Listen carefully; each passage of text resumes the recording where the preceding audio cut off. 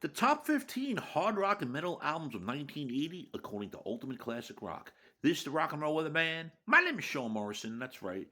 This was an article written by the writer. His name is Brian Rowley, and he talks about the top 15 hard rock and metal albums of 1980, and it's a very interesting list. And I'm very pleased at some of the stuff I saw on there. Believe it or not.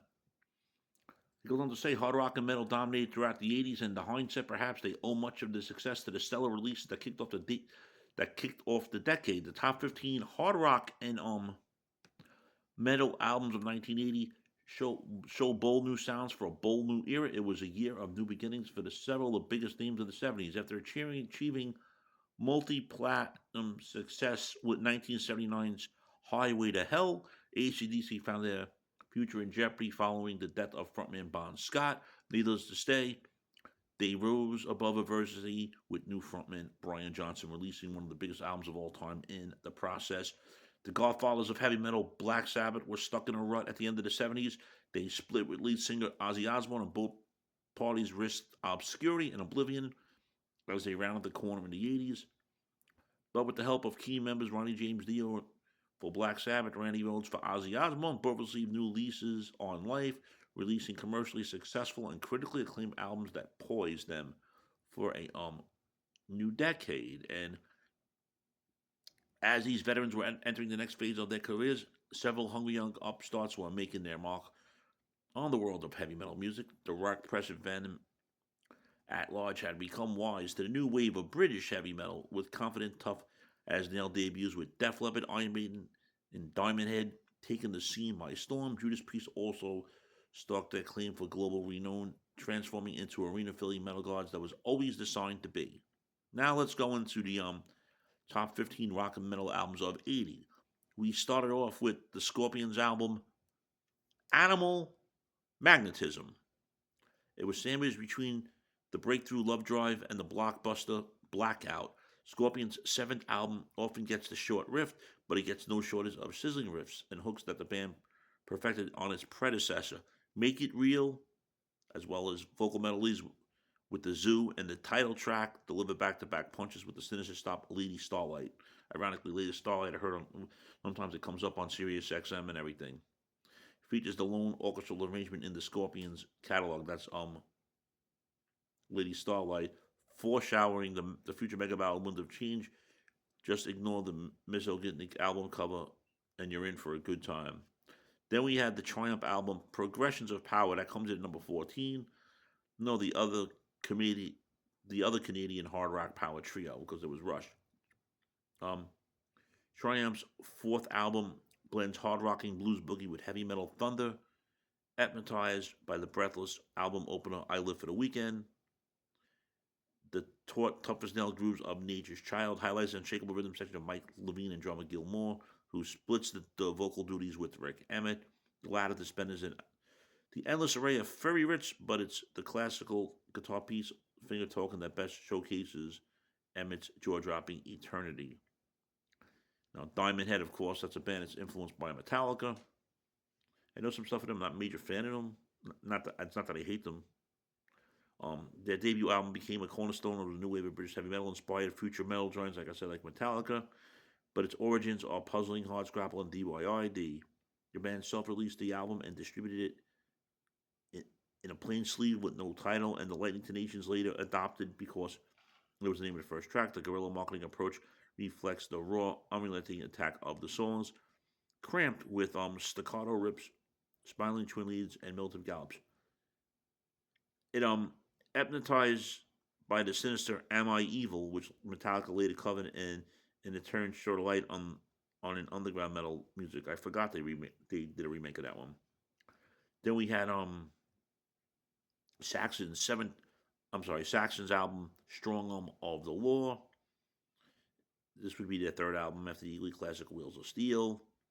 It continued their red hot streak and laid another building of new wave British heavy metal. The hard rocking title track pokes fun at a failed police drug test with the opener Heavy Metal Thunder in the general rallying cry to headbangers forged on anvils of steel and going through the threshold of pain.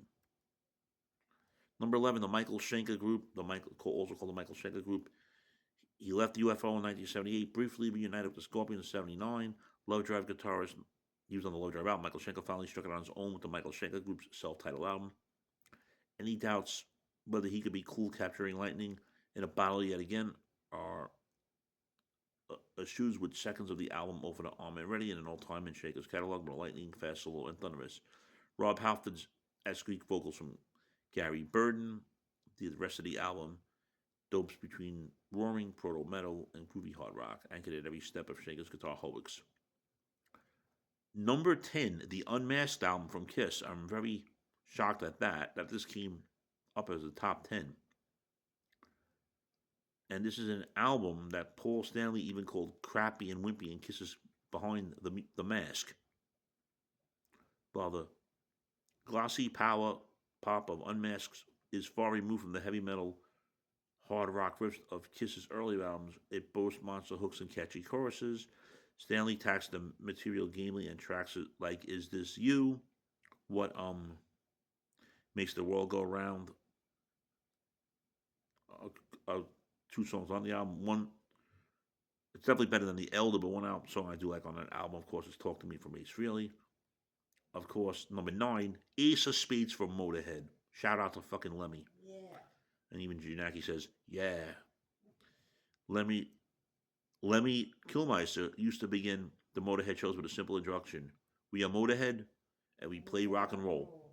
Oh, yeah. I did get to see Motorhead a few times. One time they were opening for Iron Maiden and Ronnie James Dio on a tour, and that's what he did. He did that with Dio right here in my home, right here in Old Bridge, New Jersey, at a nightclub called the Virtual Nightclub. I remember that.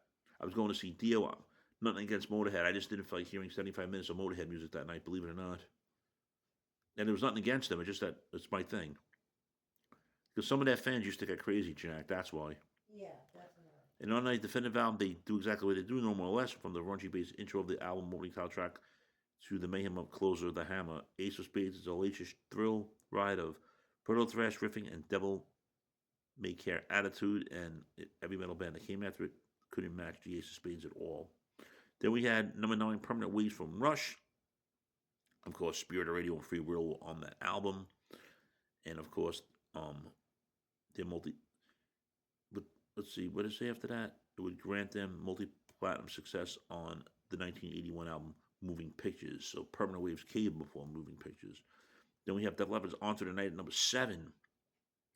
Def Leppard had the beginning ways to do a British wave of heavy metal with a clear affection for AC/DC. Their debut album Onto the Night crackles with the youthful exuberance with the dual lead guitar work of Steve Clark, rest in peace, and Pete Willis. Great songs on there like Hello America and Rock Brigade. At number 6, the self-titled debut album from Iron Maiden, which featured their then vocalist Paul Di'Anno, of course, rest in peace, Paul. And it's worlds apart from the Iron Maiden that would conquer the world with Bruce Dickinson in a few short years. But the punk, streetwise, and sparsely produced Iron Maiden plants the seeds of the band's future prog metal glory with the shape-lifting epic Phantom of the Opera. Great fucking song. Prowler, the title track Iron Maiden, they're all good. Number 5, Judas Priest, British Steel. Of course, we know what that's all about. The gradual transformation from progressive heavy metal into the hard rock, anthematic music that cultivated in their global breakthrough. British Steel, like I said, songs like Breaking the Law, Living After Midnight are full of blunt force riffs and fist-pumping choruses engineered to reverberate through the arenas. And of course, we got that great song on there called Rapid Fire. At number 4 is the Blizzard of Oz album from Ozzy Osbourne, his debut solo album. His career seemed dead in the water after Black Sabbath fired him, but yet with the help of manager turned wife Sharon Osbourne, used to be Sharon Arden, and a world-class band featuring generation-defining guitar hero Randy Rhoads, rest in peace, he staged miraculously and well-deserved comeback with Blizzard of Oz. Honestly, he didn't sound anything like Black Sabbath, but that's besides the point. His debut album presents an entirely different version of heavy metal than Black Sabbath's doomy dirges. Yeah, I was about to say, I was saying that. Crazy Train, I Don't Know, Mr. Crowley, and of course that architectural power ballad, Goodbye to a Romance. It's a versatile greatest hits package that set the tone for an entire decade of heavy metal. Then, of course, at number 3, the Van Halen album, Women and Children First. Oh, wow. I don't think that would have been a top 10 album, but No, this is my personal opinion. I agree. But they have the songs on there called "And the Cradle Will Rock." Um, Everybody Wants Some. Then they had the Boozy Blue song "Take Your Whiskey Home." Oh, brother. I always wonder how they came up with the title for that one. Yeah, no, well, women and children first. Yeah, I didn't. I have no freaking idea. Maybe that's what the Titanic movie got. The Titanic got the thing when it said women and children first, when they were letting the people on the boats. Oh yeah. Yeah, but you know, totally different, of course. Um, Number two, Black Sabbath, Heaven and Hell. I knew this had to definitely be on the list. After two back-to-back flop albums and the subsequent firing of Ozzy Osbourne, Black Sabbath needed a miracle to pull them out of their drug-fueled tailspin. They found it in the form of former Rainbow frontman Ronnie James Dio, whose operatic pipes and medieval fixations reinvigorated Black Sabbath for a new decade. Their first collaboration, Heaven and Hell, put a sprightly spin on the band's thunderous doom metal sport, perfect for the burgeoning new wave British of heavy metal movement. And it's a classic in their catalog. And of course, number one, AC/DC Back in Black. Hell yeah. Isn't just their crowning achievement as one of the best hard rock albums in history or the most successful of a band soldiering on with a different lead singer. It's all three in one. Proof that the Aussie rockers' momentum was unstoppable, which it never was, even in the wake of Bond's death. Brian Johnson honors his predecessor by wailing one of the bone-chilling furies on Hell Bells, Don't Have a Drink on Me, while Angus delivers the sharpest, catchiest riffs in his career on the title track, and he shook me all night long. With more than 25 million copies sold in the United States, Back in Black remains a testament to the indomitable spirit of rock and roll. My only disagreement with AC/DC, I might have told you this about Janaki, is when they re-released Dirty Deeds Done Dirt Cheap at this time, because Dirty Deeds was not released in America at the time, No. and I read fans got confused, or it was a lot to that sold anyway. But then they got a new album they're working on for Those About to Rock, and it only sold 4 million compared to this one, but still can't expect to sell 25 million albums each copy, but 4 million is even great as well. Friends, if you're not subscribed to the show, Morrison YouTube channel, please do so. Everyone else out to subscribe. We thank you much for the continued love, honor, and support. It's greatly appreciated. So, friends, there we are. The top 15 heavy metal albums of all time. I'm sorry, excuse me. The top 15 hard rock and heavy metal albums of 1980. And this is coming courtesy of Ultimate Classic Rock. See your thoughts on this top 15 list. Shame, shame, shame.